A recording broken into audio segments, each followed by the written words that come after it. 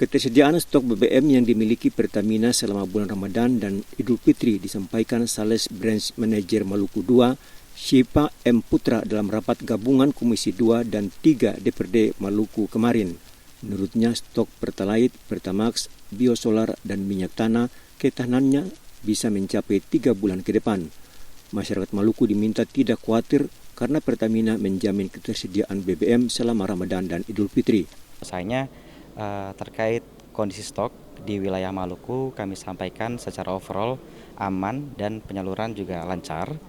Dan juga disampaikan untuk Pertalite sendiri kami ada di angka 95 hari ke depan.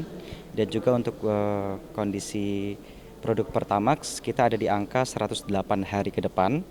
Dan untuk biosolar utamanya kita ada di angka 16 hari ke depan. Dan untuk kebutuhan sehari-hari, khususnya untuk konsumen rumah tangga, untuk di minyak tanah, kita ada di angka 91 hari ke depan.